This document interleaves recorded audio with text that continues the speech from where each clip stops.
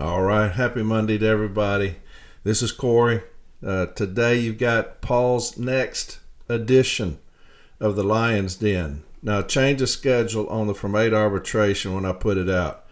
From day one, I've always done it on Sunday, and every once in a while I've had to go to Monday or Tuesday, but I normally want to do it on Sunday because it gives you something to listen to on Monday. I'm having to change that schedule. All right? I'm having to change it. Brian Renfro has denied all of James Henry's leave without pay requests for us to go campaign. And so most of our campaigning, almost 99%, is going to be on the weekend from here until election. And so we're having to do things on Saturday and Sunday because he's denied his leave without pay. Now, if we do it during the week, James will go in at like 3 in the morning, work a 8-hour schedule, and then he will take off, fly to where he's got to go. We'll go to the meeting, and then he'll fly back early in the morning. And so that's his schedule because Brian has decided to deny all of his leave without pay. Now, we would grieve that if it was management doing that to us. Any kind of intermittent leave without pay request, and they just arbitrarily deny all of it, we would grieve that and win it. But we're not dealing with somebody that's got any kind of moral compass. And so, yeah, anything they do to try to get James to not win, they're going to do it. You're going to see a lot of that. It doesn't matter. James is winning. And so, but off track. Lions Den today, this morning, putting it up now. Tonight, or this evening, I'll start doing From 8 arbitration on Monday. All right, on Monday. I'll have the Wolf on with me tonight. And so I'll have that up tonight. So starting next week, starting this week, really. Starting next week, every Monday From 8 arbitration because of our scheduling, okay? Because we're going to have to go out and start visiting places. And to those branches and individuals that are changing their schedules for us to accommodate us on the weekend, we cannot thank you enough. We cannot thank you enough. So many people said, hey, we'll just change our meeting till Saturday, or we'll have a function on Sunday because our people want to hear from y'all and see y'all. Thank you. We are eternally grateful. We will not forget that when we get in, and we will get in. But anyway, Lions Den today, Paul Boulanger. He's going to be the next director of education. That's right now. This evening, I'll have my episode of From 8 arbitration I'll put up. I'll have the Wolf on with me as well. Next Monday, the new schedule. Every Monday, I'll have an episode for you, okay? No more weekends. No more Sundays. That's sad, isn't it? I've been doing that for 3 years. But anyway, once we win, I'll get back into doing From 8 arbitration every Sunday. I'll have a nationwide Zoom every Tuesday to let you know what's going on at the EVP level, who I'm talking to, things to expect. That will be every Tuesday, and I'll have that for you nationwide, so that way you can ask me questions or whatever's going on, and we'll do that, all right? But I love you. Have a safe day out there today, and I'll talk to y'all tomorrow on From 8 arbitration. All right, bye.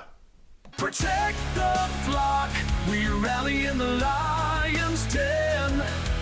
Shield to shield, the storm is thundering.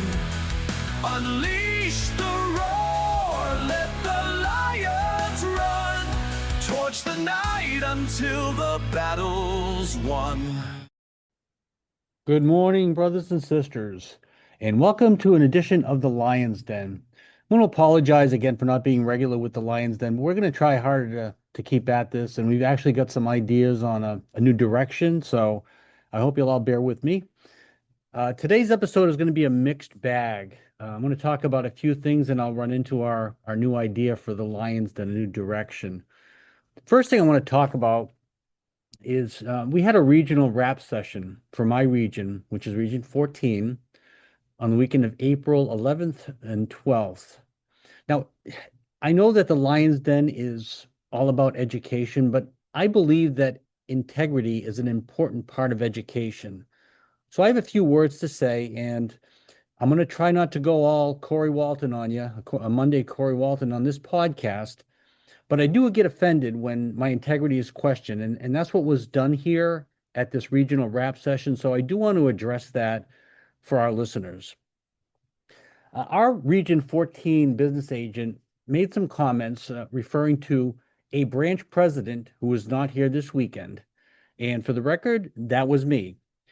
I did not attend the regional wrap session. We had a route inspection that was scheduled for one of our larger offices, so I stayed behind and sent my steward so that they could benefit from the training.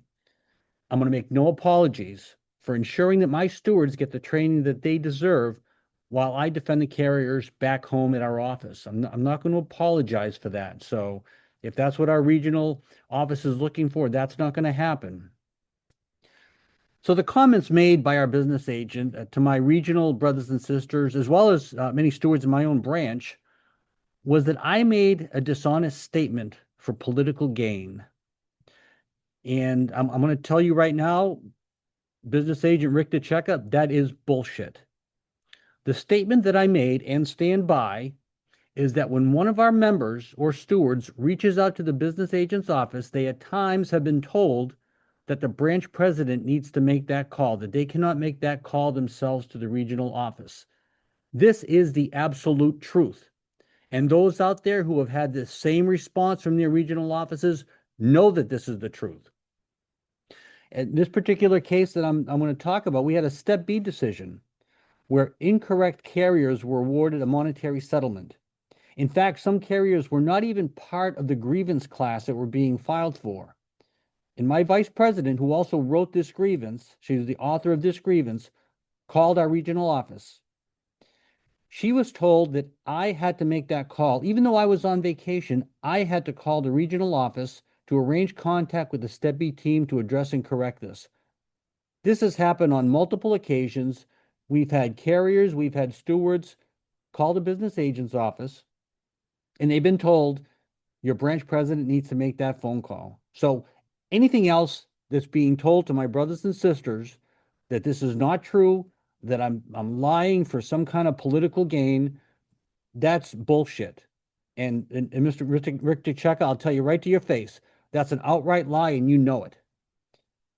Every officer is an employee of the membership. Every officer in that business agent's office is an employee of the membership, and we have the right to call and speak to them without some kind of chain of command. Even the statement that was made that, did you speak to your branch president first? That even is not an appropriate statement to make. We don't need to talk to our branch presidents as some kind of gatekeeping before we call our regional office.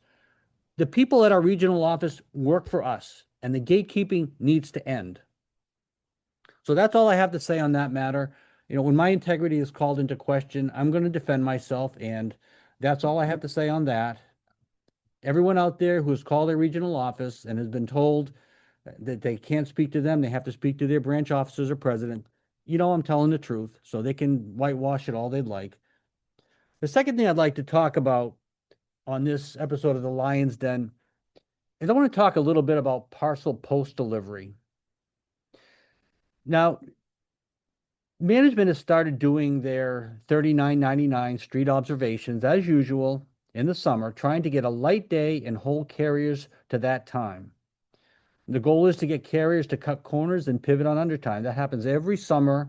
The senior carriers who've been around for a long time, we're used to it. But the whole idea is to put pressure on carriers to go faster during the summer so that management can save some money and look good.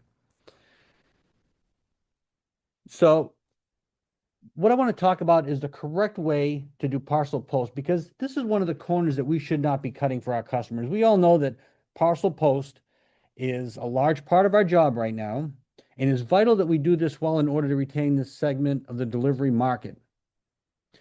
So management focuses all of their efforts on scan integrity, right, and making sure that customers know where their parcels are at all times. But what about the actual delivery? Are we following handbooks and manual rules when we deliver parcels? Now, management seems to be talking out of both sides of their asses when it comes to doing our jobs professionally. So let's do a little research and educate ourselves and educate management in the same time. Most parcels we get today, at least 50%, I would say, are marked with the endorsement, carrier leave if no response. That does not mean to toss the parcel on the porch or the front steps, or even worse, at the mailbox at the end of a driveway, because your boss wants you to hurry up and be off the clock in 8 hours. For a response to occur, There must be an attempt at communicating to a customer and informing them that you have a parcel for them. Now, we can refer to M41, section 321.4, which states, if a parcel does not fit completely within the mail receptacle or parcel locker when available, determine if someone is available at the address by ringing the doorbell or knocking on the door. If no one is available to receive the parcel, follow the procedures in 322.311 and 322.312. So let's look at those two sections. 322.311 states in part, uninsured parcels or parcels that do not require a signature may be left in an unprotected location, such as a stairway or uncovered porch, when the mailer participates in the carrier release program by endorsing the parcel, carrier leave if no response, or the addressee has given written directions for an alternate delivery location. And it states here also in this section, PS Form 3849, delivery notice reminder receipt, with the it is located at blank, blocks completed, must be left in the mail receptacle, notifying the addressee of the mail left in the authorized location. So this block is no longer present on our 3849s. However, there are delivery location instructions on the reverse of the form, and carriers should check off or write where the parcel's been left to fulfill this obligation. Too often we leave parcels at the front door or on a front porch, and the customer uses a different entryway, and they never know they got the parcel. So this is part of our job. This is part of the M41 requirements. We should be noting where we leave parcels if it's not in the mailbox. Now, section 322.312 discusses parcels that are not endorsed with an authorized release to leave for the customer. It's important for us to remember that not all parcels should be left at a customer's residence if they're not home. Yeah, that means even if there appears to be a secure location, we're given two options under 322.312 for these parcels. First, if the customer is known to usually be home, we can return the parcel to the post office and attempt delivery on the next delivery day. Now, this is important for closed businesses. We shouldn't be leaving a notice slip and not reattempting this delivery on Monday. We should make that second attempt automatically. The second option is if we do not have knowledge that the customer is usually available, we should leave a Form 3849 notice slip for the customer pickup or redelivery. Now, in this case, we're instructed to write the date, carrier initials, and route number near the address and return the parcel to the office. I don't think I've seen these endorsements on a parcel in years, but we should be doing this. We should be writing this on the parcel, the date, the carrier initials, and the route number. It's our job. We should be doing this. And it's important to note that management may give a carrier grief over attempting a parcel delivery on a second day or not doing the drop and run move. But this has already been addressed and argued and won in a national step 4 decision. I'm going to give you that number right now. It's M-01239, which is in the MRS, which states, the issue in this grievance is whether management violated the national agreement by requiring letter carriers to leave non-accountable parcel post at the delivery address when the patron is not home or unavailable. During our discussions, the parties agreed that the practice is moot because it has been discontinued. Permanent adoption of this practice may only occur after the appropriate changes are made to handbooks and manuals by Article 19 of the National Agreement. So we would have to change the M41 in order to change this practice. So remember this, brothers and sisters. Don't just drop every single parcel on the ground. You wouldn't do this with a first-class piece of mail, right? Well, parcel is no different. This is postage paid by the customers to ensure secure delivery. So you shouldn't be leaving parcels on the ground, on a porch, anywhere but the mailbox, unless there's an endorsement to do so or instructions to do so. Now, a final note about attempting parcel delivery. We're instructed not to pull into driveways unless there's a clear path to turn around without putting the vehicle in reverse for safety, right? I've personally heard carriers during a route inspection tell an examiner that they're going to drive up to a house anyways because the driveway is just too long and they don't want to make it look like they're wasting time. Do not do this. I don't care if the driveway is a half-mile long. Put on your best smile, secure the vehicle, and take that route examiner for a walk or your supervisor for a walk. Don't do management any favors. We all know they're not going to do us any favors, right? So, of course, now I'm talking to you about this because this is important during a route inspection. But as I said, right now they're trying to do 3999s street inspections to try to show downtime on routes. So when you do this, take the time to do all those parts of your job that you might neglect during other parts of the year. Read your M41 at your case. Read those scanner training messages or those scanner videos that you have on your scanner. Take the time to do these things and deliver parcel post correctly. Take the time on your route. Don't show them downtime. I mean, if you have downtime, that's fair. You give them a little bit of, of time if you have it, but don't fabricate downtime for management. Do your jobs correctly, especially when it comes to parcel post. Okay, we'll move on to the third section here, and the new direction for the Lion's Den. This is a great idea that was brought to me by a union sister, and the idea is this: we don't, I don't think any podcast or any training has ever focused on discussing arbitration rulings, discussing the decisions and how they affect us and how we can better write a grievance based on examining how arbitrators have ruled. So the idea I have is I'm going to take the Lion's Den and I'm going to use it to go over arbitration decisions, some recent ones, maybe some key cases that are important in the past on a specific issue. And I'm going to even try to get some of the advocates from the NALC to come on and speak with us about the cases. And these are not just going to be cases that we've won, that we've prevailed in. It's going to be also cases that we need to try a different direction to move our grievances in a new way to try to be successful, because we can learn from cases that we don't win as well. So this first case that I'm going to talk about is it's a little self-serving because it's a case that I actually advocated and we just got a decision back on it. And it's in regards to a route inspection that just took place, actually, well, took place in 2024. I apologize. It took this long to actually get the process through. But this route inspection, this was actually broken down into 15 different sections, this grievance. And what it was called was an omnibus grievance. And the reason we did this was because there are certain times when an arbitrator will rule that a remedy is de minimis. And what that means is if let's say we file a grievance on a restroom stop that was taken away during a route inspection, and we win, and it's a 3-minute span of time, 4-minute span of time, the arbitrator might say, okay, well, the union prevailed, but is the remedy really worth changing the route for? Is it really worth going back for and changing the entire decision of the route inspection? And we're probably not going to win that. So what we did in this grievance is we did an omnibus case, which we addressed everything in the route inspection at one time. There were 15 different sections of this grievance. And I'm going to go through each one, and then I'm going to go over the remedy and talk to you about what we learned.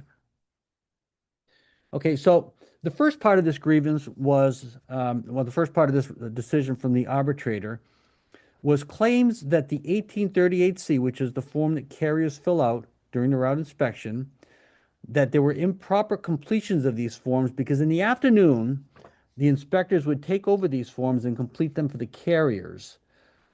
So this part of the grievance we did not prevail in because the arbitrator said that there were not sufficient reasons to determine why the forms weren't completed. So I think in order to have prevailed in this, we would have needed statements from the carriers to say that I was prepared to finish this form.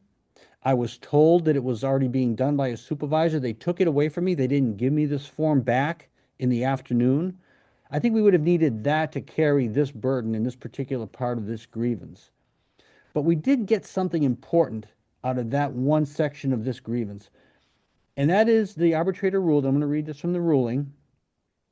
It is found that the service did make a number of deductions on some line 21 and 22 items without corresponding initials and or comments of specific explanation. While this is not found to involve anywhere close to the total number of other deductions, the failure to list any comment of explanation by the service is found to constitute a violation of Article 19, and this claim is sustained. So what this meant in this particular arbitration decision is that any line 21, which is a carrier recurring function, or line 22, which is a deduction, all of these notations without comments on why they were entered, we were getting back. So you're going to see this a lot during a route inspection when a line 21 item is just crossed out, or management will cross out a line 22 and just enter a line 22 item saying reasonable, or not a good explanation of why the change was made. You can use this arbitration decision, cite this arbitration decision, and show that in this particular case, this arbitrator, Arbitrator McDonough, decided that any of these deductions had to go back to the carrier, had to go back to the route. And just for reference, I should also mention that this case can be found if you have the database. It's case number C37674, and this is a regional case. And I think before I dig any deeper into the rest of these issues in this decision, I also want to mention that carriers and stewards right now have been denied access to the arbitration database. A steward, a rank and file steward or a rank and file carrier, we're not given access to look at arbitration decisions. And there's over 38,000 of these arbitration decisions. There's a lot of learning that can be done here by looking at arbitration decisions, seeing what other stewards have proposed, and seeing what's worked and what hasn't. And our current administration, for reasons unknown, has thought that we are not smart enough to look at these decisions and pick what works and what doesn't. So I am going to tell you that the concerned letter carrier movement is dedicated to education, and we are absolutely going to let that database be accessed by all rank and file carriers. There's no reason why we can't look at an arbitration decision and learn from it. I mean, there's going to be a lot of stuff that we're going to be talking about here where carriers and stewards are going to open their eyes and say, I never thought of it that way. I never thought of that approach, or I never thought that that approach might not be as successful as another approach. So these decisions, this is the greatest tool of learning that we have, and we've been prevented from accessing it, and that's going to change. The other point I want to make is most of the cases that we're going to be reviewing on the Lions Den are regional decisions. Now, what that means is a regional arbitration decision is only precedent setting in the installation in which it's decided. So if you have like Milwaukee, Wisconsin has an arbitration decision, you can only say that this arbitration decision is absolutely the letter of the law in Milwaukee, Wisconsin. But any place else, you can refer it. You can refer to it as what an arbitrator has decided in other cases. It's only for informational purposes, but you can use it to sway an arbitrator's decision when they see what other cases have been decided as. So we always refer to regional decisions as for persuasive value only. So you're there to persuade the arbitrator, but the way that I would state that in a grievance, I'm not trying to persuade somebody because I'm not trying to make you do anything. What I'm going to say is other respected members of the arbitration community have decided as follows. Then you list these regional cases and the language that benefits you. So let's get back to our case, 37674. Our second claim that was made by the steward in this case was regarding the improper recording of Form 3996, auxiliary assistance slips. So we all know that during an inspection, carriers still need to put in for help if their route is overburdened. And usually that doesn't change after an inspection either, because if a route is inspected to 8 hours, you think about this now, an average of 8 hours. What is an average? An average means that some days are above, some days are below. That's how you get to the 8 hours, right? If every day was 7 hours and 45 minutes, you're not going to have an average of 8 hours. There's going to be some 7.5-hour days, some 8.5-hour days. And on those 8.5-hour days, what does a carrier do? You fill out a Form 3996. So it is almost always going to be recurring, and the Postal Service is 100% of the time going to try to put it under line 22, deduct this time from a letter carrier. So in this case, and this is going to be an important one to reference, because we always reference, there's a document in the MRS, again, the number is M01566. and that's going to become relevant in this decision. In this step 4 decision that I just referenced, 01566, it reads as follows. After reviewing this matter, we mutually agreed that no national interpretive issue is fairly represented in this case.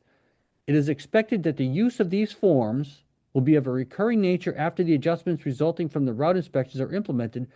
Then appropriate time should be entered on line 21 for completing the forms. That's if. If the use of the forms is not expected to be of a recurring nature after the adjustments are implemented, then the time should be entered as line 22. The determination for recurring or non-recurring must be made locally on a route-by-route basis. So management will sometimes claim this and say that, well, we don't know, so it's all going to be line 22. But what this steward did, and what we're able to enter into evidence, and what you need to do, is go back after the inspection. Go back and 60 days, at the 60-day review period, ask for all of the 3996s that are being entered. And if these routes are still entering 3996s, you have your evidence to apply M01566 that during the inspection, they should have been under line 21. So this is what the arbitrator said in regards to this claim in this grievance. So regarding the claim of improper recording of 3996, Union Exhibit 2 shows that the number of routes inspected and adjusted have led to a recurring need for auxiliary assistance. So see what we did there. Exhibit 2 is that 60-day review period. And we showed that these routes are still putting in for 3996s. And the arbitrator actually determined here, which is also important, the determined for recurring and non-recurring must be made locally on a route-by-route basis, and with the understanding that where such is found at the local level to be of recurring nature, the filling out of 3996 should be on line 21 during a counted inspection. Now, the arbitrator determined here that the filling out of Form 3996 is found to be of a recurring nature within Union Exhibit 2 by the submission of 2 or more 3996 forms in a week. So this arbitrator established a standard for us that we can refer to in our own grievances. If a carrier is putting in for a 3996 twice a week after the inspection happens, after the 60-day review period, or during that 60-day review period, if they're putting in for an auxiliary assistance 2 or more times a week, we can make the argument that this is recurring, and you have to go back and make all of those deductions back to line 21 and add them to the route. That'll be part of our grievance.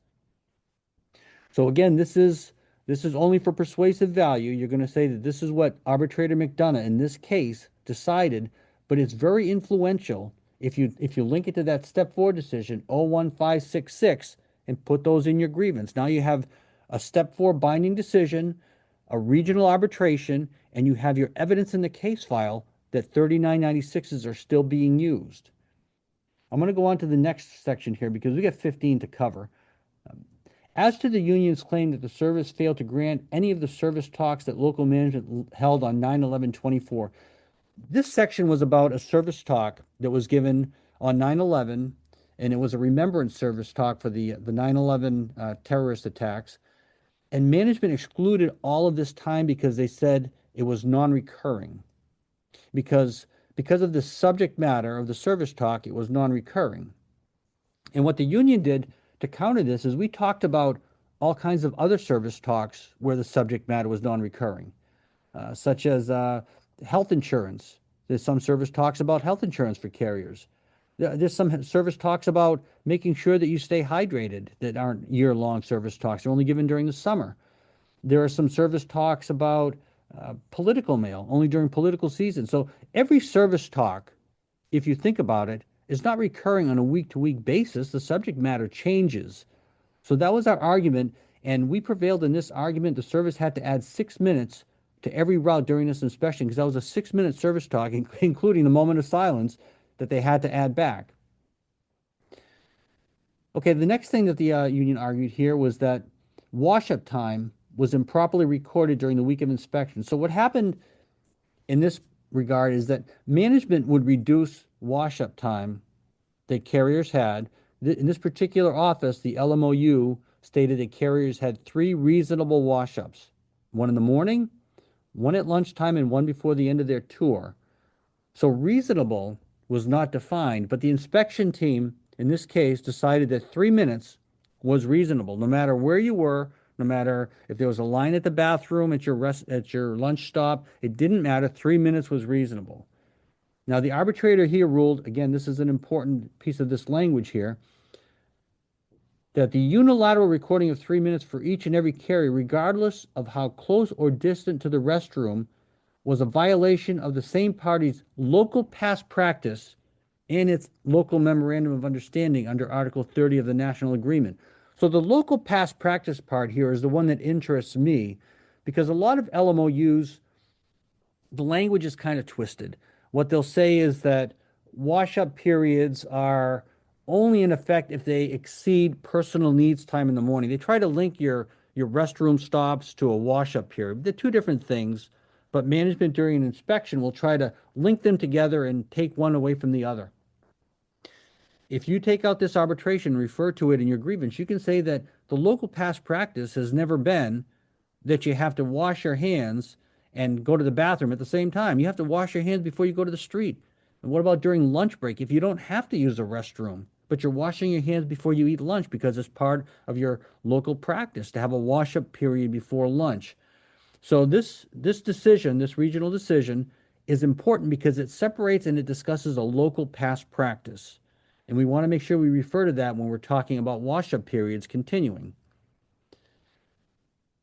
So the next section that this arbitration decision covers, the unions claim that the service failed to properly record replacement time on some routes, as it claims to have been supported by our evidence recorded so far as, and it lists the two routes, where the carriers were out for certain absences and management used the replacement carrier's time to evaluate the routes. They used the 8-week analysis, they used the carrier's time in lieu of the 8-week analysis.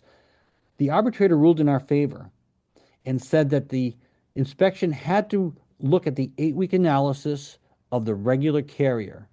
Now, this is important too, because what management's going to do during the week of inspection, they're going to put an inexperienced carrier or a carrier who's maybe a little faster than most carriers, is that a good way to put it, on a route if a carrier is absent. This is our argument. The regular carrier's time is how the route should be evaluated. It shouldn't be evaluated on a 1-week substitute carrier's time. This regional decision is going to be important for that as well. The 1840B, the 8-week analysis, is what we're looking at. And when you look at that 8-week analysis, please, brothers and sisters, there's a section there for auxiliary assistance. We're going to talk about that section 2 of this arbitration award. Look at the auxiliary assistance granted to each route during a historical analysis. Make sure that's added, because a lot of routes you're going to see if you're evaluating an 1840B analysis, if you're looking at it, some days are going to be like 4 hours of delivery time or 3 hours of delivery time. They're not going to take those times out. You got to look at the auxiliary assistance in the right column that they didn't add there. They forgot to add. So keep track of that as well. That's just a little aside here. Now we're going to get into some of the parts of this decision that didn't go so well for the union, but you have to keep in mind, and this is one of the flaws of our arbitration system, arbitrators are appointed by both parties. Arbitrators are appointed by the union and by the Postal Service. So if an arbitrator rules in the union's favor every time, because we're always right, they're not going to get rehired because the Postal Service is just going to check the box off and say that we don't want this arbitrator. So there's always a give and take. And this is, it really disturbs me. There's got to be a better way to do this, but we haven't come up with it yet. But you're going to get arbitrators who like to split the baby. They're going to give something to the union and something to the Postal Service in every decision. And you're not going to have a complete win. You're not going to have a complete loss. So one of the strategies that we can take, and you'll see some of that in this decision, is we're going to add some remedies that aren't that important to us. Maybe, I don't want to call them giveaways, because I think every remedy we ask for, we deserve, but we're willing to take a couple of losses in order to get the big wins in our grievance. So you're going to see now a couple of things that the arbitrator sheared off of our decision and what the result was. And we did get a modified decision in this case. It's a really good decision for the union, I believe. But let's look at some of the stuff that we did not do so well on. One of the arguments made by the steward in this case was that the service always took the lowest time, the week of inspection or the 8-week analysis. Now, we know this almost always happens, right? The service is always going to take the lowest of the times. They can't do it based solely because it's the lowest of the time, so they'll throw us a bone here and there. We're going to get one that's a couple of minutes better, but most of them we're going to lose. They're going to have all the lowest times. What the arbitrator said was that he couldn't find enough evidence that it was an intentional process. And we're always going to have a hard time proving that, right? We're going to have a hard time proving that the service chose the lowest time just because it's the lowest time. They're going to make some bullshit argument on why they did it. The best thing we can do in that case is, like I said, on the 8-week analysis, make sure you get all of that auxiliary assistance time built in. During the week of inspection, grieve every single deduction. We're going to make sure that if the Postal Service has a choice between two times, they're both going to be good times for us. We're going to make sure that we get a fair evaluation no matter how dishonest the Postal Service wants to be. So another spot that we did not prevail in was curtailed mail. There was some curtailed mail during this particular inspection, and the arbitrator found that no carrier's route, I'm going to read this from the decision, no carrier's route is seen to have been negatively affected in the end result. So I think what we needed to do here was to probably, we made the argument that curtailed mail affects a route, but we didn't show to the extent. So we probably should have measured the mail, came up with a casing time, even though DOIS isn't our friend, but we should have came up with an average casing time, maybe an average delivery time, and said this route lost X amount of minutes due to this amount of curtailed mail. I think that's what the arbitrator needed to see here to make a decision in our favor. We didn't get that, but we learned something. Here's something we actually prevailed in towards the end of this decision. On a 3999, which is a street observation on a route, some carriers will either cut their street break short or maybe even skip a street break. Now, nobody should be doing this. That's of course a given, but the Postal Service is obligated to add that time back in. On that 3999, there is a DOIS screen called, I think it's a DOIS function analysis screen, where there's a block for those street breaks, and they're supposed to add those street breaks in. So if you have a 10-minute street break and you don't take it, that gets added back in. If you have two 10-minute street breaks and you don't have an office break in your particular installation, then there should be 20 minutes of street break time there. If there's 18 minutes, the Postal Service owes you those 2 minutes. In this particular inspection, they did not give it back to the tune of about, I think it was 2 hours and 20 minutes for the entire inspection. So we prevailed in that, and it said that the restoration of these street break times to the affected relevant carriers' routes must be considered in the final remedy to be applied in this entire class action case. So we did prevail in that. We should have prevailed in that. It's pretty much black and white. But there's another area you have to look at. During a 3999, you have to ask for those DOIS function analysis screen clip shots, take a look at them, and make sure that those 10-minute breaks or the 20 minutes of street breaks are added in completely if they aren't taken by the carriers. All right, so here's another point that we did not prevail in. And this is one that we should have prevailed in. When a carrier's route historically is inspected, we just talked about those auxiliary assistance times that are done by other carriers on a route. They have to be added in. There's two columns on the right, if you look at this 1840 sheet, where it's street assistance, office assistance to the route. And if there's something in that column, it needs to be added to the time manually. This is not automatically done. The route examiners have to physically pencil this out, change the time. For some reason, this arbitrator took this from us, and I'm going to read what he wrote. The union's claims to list of improper deductions amounting to 18.89 hours, and that's a big chunk of time, brothers and sisters, of missing auxiliary time Um, and 34 pages of notes sent to the inspection team leader, and this I'll talk about in a minute. Neither of these claims can be found to constitute violations of the parties' Article 15, 19, or 30 for the same reason that sufficient probative and convincing specific evidence to these general claims are found, and those are denied. So the 34 pages that he's talking about here, what we did during this omnibus grievance is we went page by page and listed all of the deductions to each route that we thought were improper. And we came up with the number, I think it was 12 hours of time that was improperly taken. And we also had this 18.89 hours of missing auxiliary time. Now, the 12 hours of deductions on these 34 pages, these were for various reasons. Some of them were wash up time, some of them were 3996s. These were all addressed in the individual language that was just talked about. Some of them were not.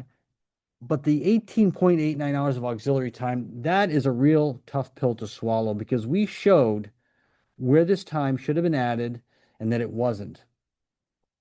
I'm going to talk about this is one of the downfalls of this grievance. We talked about de minimis claims, which is a small amount of time that we would get an arbitration decision.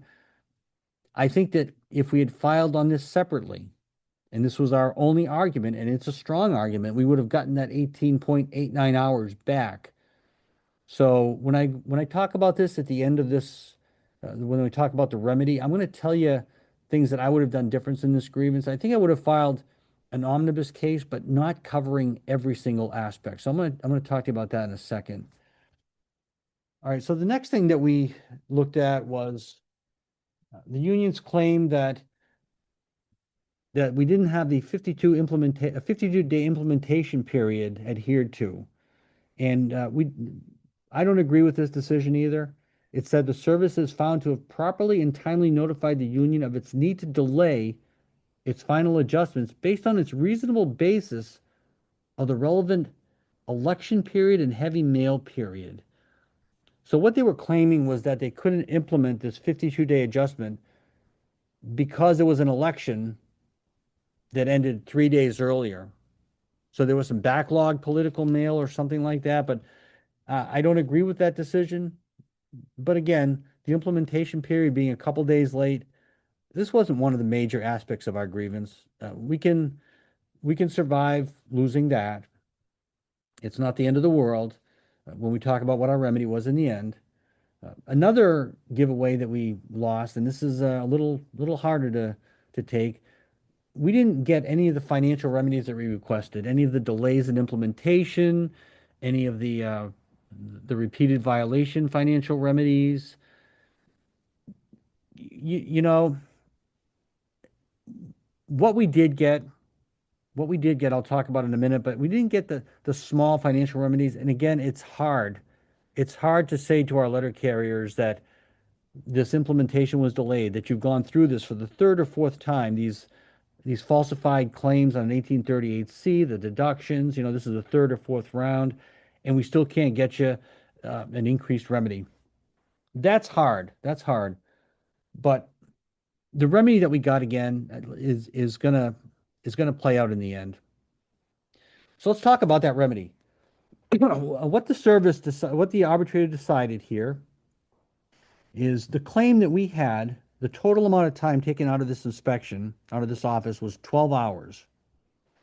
That accounted to 2 full routes because the 12 hours with the core adjustments and the decreased park and loop and delivery time and the street cuts and travel time ended up being 2 full routes. The arbitrator remedied in his award that after all restorations of wrongful deductions are finalized, which we just talked about, the 3996s, the service talks, that as part of the restorations above, 1 route must be restored to this zone. Now, the arbitrator goes on to state it does not necessarily have to be exactly one of the 2 routes that were abolished, because the service retains its Article 3 rights in the manner it carries out this order and utilizes its core system, but 1 route must be restored, at least. And it says that is prior to That is prior to any other of the other deductions being added. So the way that we're reading this is, as part of its, this is what the arbitrator wrote, as part of its overarching macro remedial restorations above, must restore one route. So what we're doing here is we're going to take all of these deductions that the arbitrator gave back to us, the 39.96s, the wash-up times, the 10-minute breaks that weren't added in the 39.99 street observations, street times. We're going to add all those back up. And if we can get over that 8 hours, if we can get to that second route, the 16 hours or the 12 hours, we're going to argue that. I think it's important, when I was talking to you about the giveaways that we had and that we didn't get those minor financial remedies for the carriers, maybe the $50 a day or what we could have gotten for a couple of days of delay. What we did get, each route has a monetary value. It's got a union value because it's a job. It's a promoted PTF. It's somebody who no longer has to work on Sundays, that can't be forced to work on Sundays, that gets full benefits. That's very important. But in regards to a financial amount, each route has a monetary value after pay, after benefits of $110,000 right now. So that means that this grievance remedy is at least $110,000 for us. That's good. I mean, we have a job that's coming back to the carrier craft at least, and $110,000 value that the Postal Service has to give back to the NALC. So that's good for us. And just for a reference, this particular case, an omnibus case of this nature, this was a 3,000 page grievance, 2,800 and some odd pages. So this was a big, big case to be litigated. The arbitration hearings took place over a period of 9 months. It was 5 hearing days. So that's roughly 40 hours of testimony. Some witnesses testified for more than 8 hours. They were called back on a second day. So you think about that, a union steward testifying for 8 hours and then coming back and doing it again for a couple hours. So there was a lot that went into this case. I think in the future, some of the things that we've learned, what I would do is I would still file a larger omnibus case, linking a few arguments together, like maybe the wash-up times, maybe the 10-minute street breaks, maybe the 39.96s, but some of the other larger issues, like that 18.89 hours of auxiliary time in the historical data, I think I would file that separately.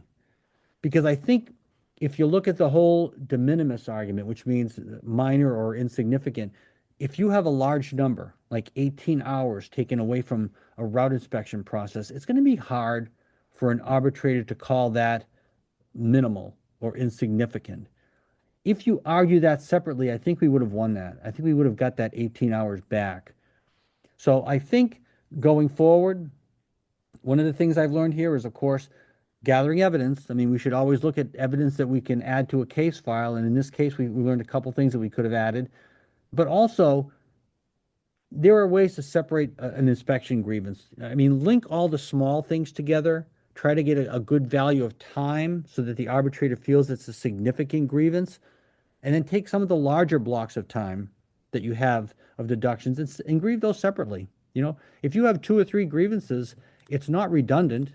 I mean, sometimes people grieve every single aspect of an inspection. There's a dozen grievances. So don't be afraid to branch out. Don't be afraid to file a couple of grievances if you have to on an inspection. And don't forget, very important here, that 60-day review period. That's an opportunity for you to file a second grievance if the routes are not adjusted properly. So if you have routes at 60 days that are 8.5 hours, 9 hours, you're going to look at the 39.96s, you're going to grieve that, but you're also going to grieve the fact that the routes aren't 8 hours. They have to go back and adjust them again. So make sure you look at that 60-day review period. Don't just file your grievance on a route inspection and walk away and think you're done, because you're not done. You got to keep an eye on the prize here. Make sure that 60-day review is in your rearview mirror when you're done the whole process and it's part of your grievance. All right, so that's about what I wanted to talk to on this episode of the Lion's Den. But I am very excited about examining more arbitration cases as we go forward. I think this is going to be a really valuable tool for our carriers, and I hope it doesn't go over our heads. It might, some rank and file carriers might be very interested in how an arbitration hearing goes, and I think when we start getting advocates in here telling you what happens in the hearing room, because there's some crazy stuff that happens in there, that you're going to have a little better feel for where your grievance actually ends up and how we resolve these at the final stage. But I'm hoping that this is something that is going to interest our listeners. It's something that we can keep on a more regular basis. I think one of the reasons we haven't kept up on the Lions Den is there's so much information out there, and I didn't want this to be just one of the podcasts out there doing the same thing that everybody else is doing. I want this to be something different and educational for the carriers. So I think we're going to try to steer into arbitration decisions, get some advocates on here, and talk to you and let you know how these things are processed through the whole thing. And I think in the process of doing this, carriers are going to get a better idea of what a grievance looks like, and stewards are going to get a better idea of arguments that work and arguments that don't work. So with that, I'm going to let you go. I'm going to apologize one more time for not being as regular as we could have been with this Lions Den, but we are going to go head first into arbitrations, and we're going to keep on it. So brothers and sisters, I wish you well, and we will talk to you soon. Have a good day.